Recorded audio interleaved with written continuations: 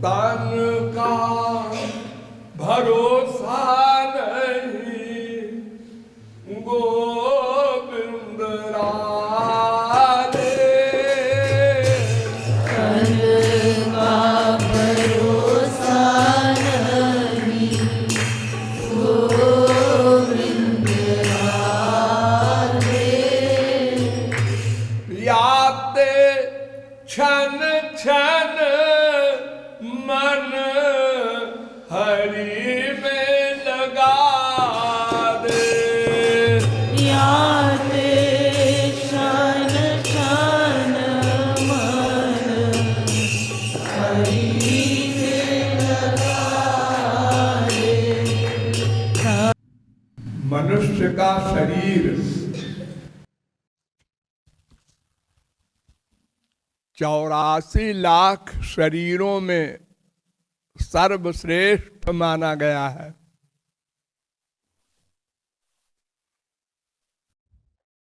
जन्मांतर सहस्रैस्तु मनुष्यत्वं हि दुर्लभम।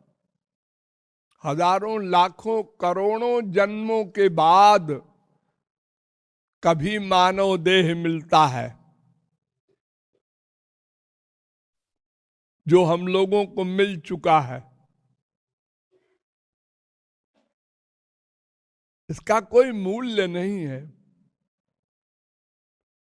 बस इतना समझ लो कि जिन देवी देवताओं की हम भक्ति करते हैं, पूजा करते हैं, यज्ञ में हवन में हव्य देते हैं, वे देवता लोग भी यही मानव देह चाहते हैं। देखने में और समझने में तो ये मानव देह सबसे गंदा है। और जितने शरीर हैं उन शरीरों से सबसे अधिक गंदा भी है और इसकी बनावट भी बड़ी जटिल है। इतनी नसें, इतनी नाड़ियां, इतनी हड्डियां, इतने पार्ट्स हैं इस शरीर में कि कोई न कोई पार्ट्स गड़बड़ रहता है सबका।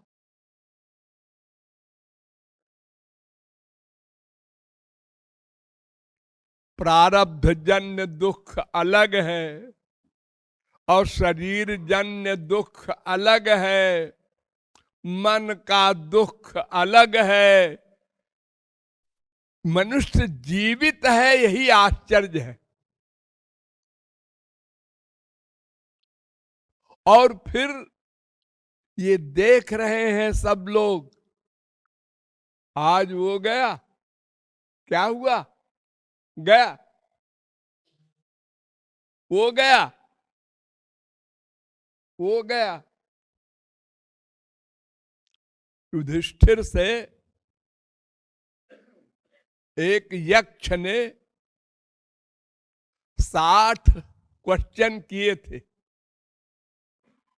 60 सवाल किए थे। जंगल में जब पांडवों का वास हो रहा था तो सबको प्यास लगी, तो युधिष्ठिर ने कहा भीमसेन से कि जाओ, ऐसा लगता है थोड़ी दूर पर कोई जलाशय है, पानी ले आओ। वो पानी लेने गए तो पानी के अंदर कोई यक्ष बैठा था। वो पानी के ऊपर निकला और उसने कहा देखो, पानी लेने के पहले हमारे 60 सवालों का जवाब दे दो, नहीं तो हम तुमको खींच लेंगे पानी के अंदर। तो भीमसेन में 10,000 हाथी का बल था। 10,000 हाथी। उन्होंने कहा क्या बकता है रे, कौन है तू, जानता नहीं मैं कौन हूं? हाँ हाँ जानता हूं तुम भीमसेन हो। फिर क्या बकबक कर रहा है? बकबक नहीं कर रहा हूं, मैं यक्ष हूं, मेरी ताकत तुमसे बहुत ज्यादा है। चुप रह, तेरे प्रश्न का उत्तर मैं नहीं दूंगा। उसने खींच लिया भीमसेन को पानी के अंदर, और वो खींच गए, चले गए। बड़ी देर हो गई। युधिष्ठिर ने कहा, नकुल क्या बात है, तुम्हारे भाई साहब लौटे नहीं, तुम देखो तो। उनसे भी यही सवाल किया यक्ष ने, उन्होंने भी अकड़ दिखाई, उनको भी खींच लिया। सहदेव गए, उनको भी खींच लिया। अर्जुन गए, और गांडीवधारी, उन्होंने भी अकड़ दिखाई, उनको भी खींच लिया। तो युधिष्ठिर गए आखिर में, सबसे बड़े भाई। उनसे कहा, देखो भैया, तुम बड़े भैया हो, अकेले बचे हो दिया बाती को, तुम्हारे सब भाई अंदर हैं, अगर तुमने भी वही गलती की तो तुमको भी अंदर कर देंगे। 60 सवालों का जवाब दो। उन्होंने कहा, बोलो क्या सवाल है। तो पहला सवाल किया, किम आश्चर्यम, संसार में सबसे बड़ा आश्चर्य क्या है, ताज्जुब क्या है। तो युधिष्ठिर ने उत्तर दिया, अहन्यहनि भूतानि गच्छन्ति हि जमालयम शेषा स्थिरत्वमिच्छन्ति। डेली अहानि अहानि कहा, हर दिन, अरे हर दिन नहीं, हर पल, ऐसा कहना चाहिए था। हर क्षण लोग मर रहे हैं।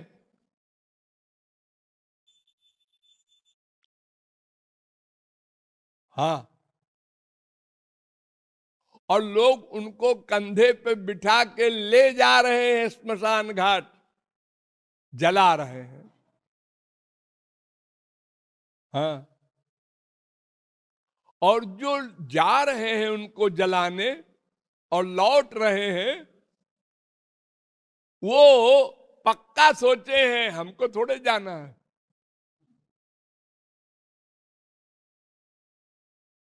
यहां तक कि मरे हुए बेटे को बाप ले जा रहा है और अब स्वयं निश्चिंत है। हाँ जी, कल क्या करना है, अगले साल क्या करना है, 4 साल बाद क्या करना है, बड़ी बड़ी प्लानिंग कर रहा है। इससे बड़ा कोई आश्चर्य नहीं।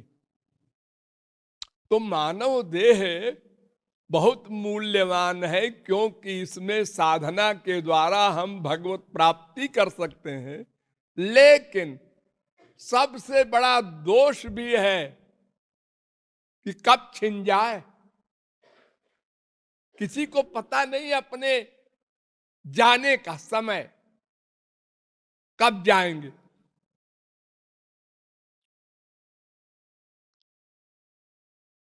अगर जाने का पता हो जाए हर आदमी को, तो कुछ थोड़ी तैयारी तो कर ले। देखो, बच्चों की परीक्षा होती है, एग्जामिनेशन होता है, तो बच्चों को पता रहता है 8 मार्च को इम्तिहान है और आज 8 दिसंबर है, अभी काफी टाइम है। 8 जनवरी हो गई, हाँ अभी है टाइम। 8 फरवरी हो गई, हाँ अभी है, 1 महीना है। अब 4 दिन रह गए, हाँ पढ़ना चाहिए। रात रात भर जागते हैं बच्चे, चाय पी पी करके, अब पढ़ते हैं, तैयारी करते हैं।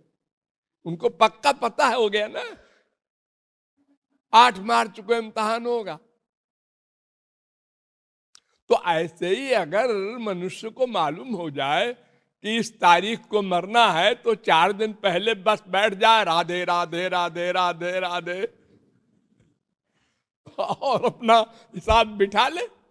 क्योंकि अंतिम समय में आपकी चित्त वृत्ति जिधर रहेगी मरने के बाद उसी की प्राप्ति होती है। तो अगर मालूम हो तो चित्त वृत्ति को लगा दे भगवान में। हम जिंदगी भर गड़बड़ करें कोई बात नहीं, हम अंतिम समय में सावधान हो गए, बस हमारा काम बन गया। जैसे परीक्षित को मालूम था 7वें दिन हम मर जाएंगे, तो डट गए हो, भगवान में मन लगाने में लगा दिया। तो मालूम नहीं है किसी को हमको कब जाना है, इसलिए हर समय सावधान रहना पड़ेगा, हर समय। अभी आप जिसको देख रहे हैं कि रुक्खी मर गई, कल 8 बजे मैं हॉस्पिटल गया था, रोज जाता हूं, वहां मरीज लोग कहते हैं महाराज जी के दर्शन होते हैं तो बड़ा अच्छा लगता है, हमको बड़ी शांति मिलती है, इसलिए हम रोज जाते हैं कि इन सबको सुख मिलता है, चले जाओ, क्या बिगड़ता है अपना। और वो रोज माला लेके बैठी रहती थी रुक्खी, जो मर गई, कुर्सी पर कि महाराज जी आएंगे। और जैसे हम सामने पहुंचे, खड़ी होकर के कुर्सी से और चल करके हमको माला पहनाती थी। कल भी उसने माला पहनाया उसी प्रकार, चल करके और मुस्कुरा करके, और शाम को चली गई।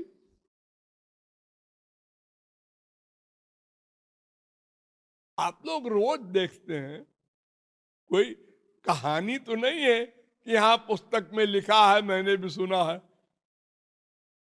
हर एक के घर में कोई न कोई तो मरते ही रहता है, बुजुर्ग हो या छोटा हो बड़ा हो, कोई कायदा कानून नहीं है इसका कि 50 साल के पहले कोई नहीं मरेगा।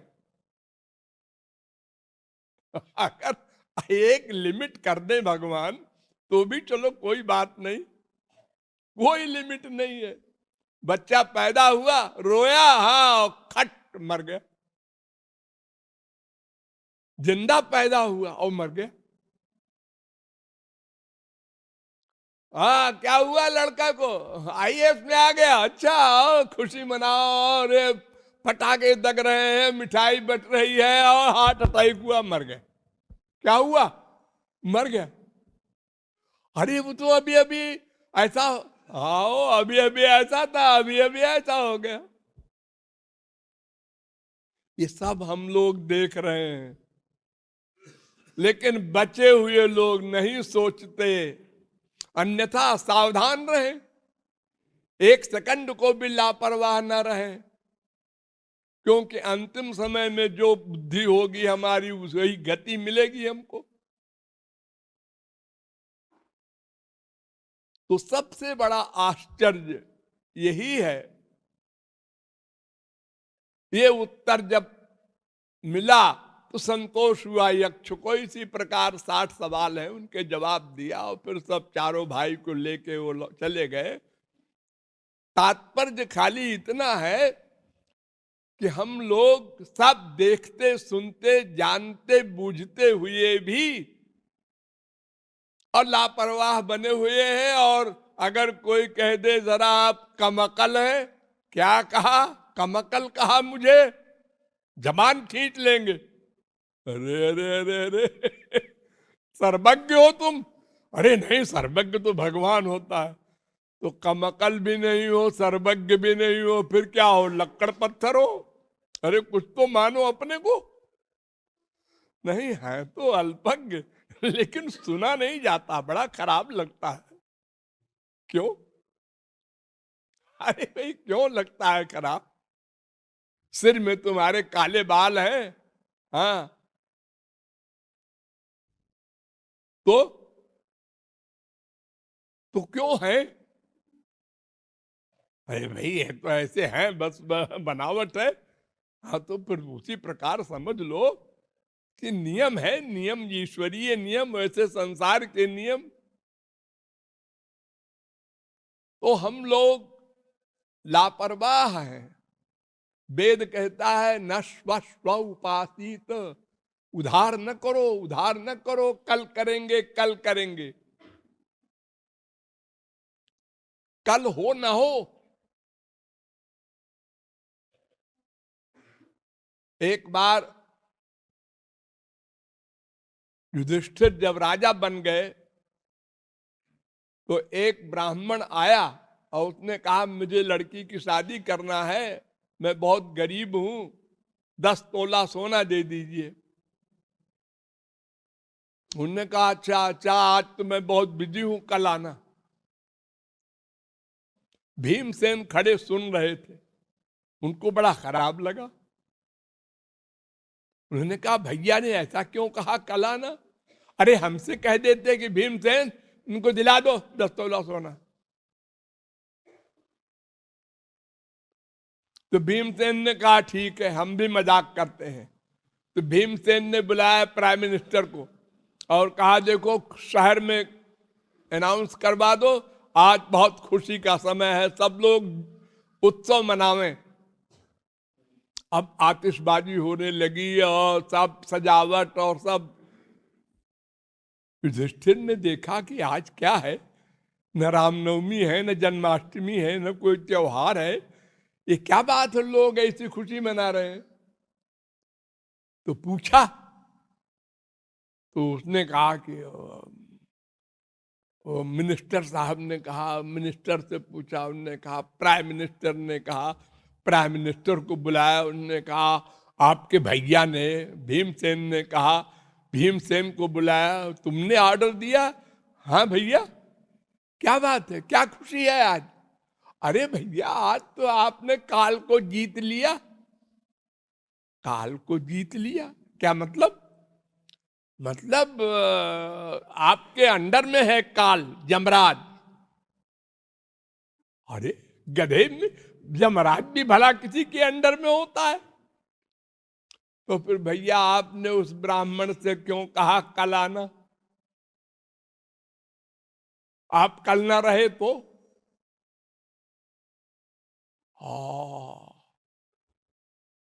गलती हो गई, बुलाओ बुलाओ ब्राह्मण को। तो उधार करना, यही हमने अनंत जन्म किया। यही एक मिस्टेक, एक मिस्टेक, एक आज जो हम सुन रहे हैं भगवत विषय, ये अनंत बार सुन चुके और समझ में आया था, और मनुष्य देहों में भी। लेकिन करेंगे, करेंगे। अभी तो हम 25 साल के हैं, अभी तो हम 40 साल के हैं, अभी तो 50 साल के हैं। करेंगे, करना है जरूर है, तो आवश्यक है। अरे क्या आवश्यक आवश्यक बोलता है? अरे करना है, नहीं करो। एक सेकंड खराब न करो, कब राम नाम सत्य हो जाए। उधार न करो, उधार न करो। और हमने किया, बस यही भूल है। शेष फिर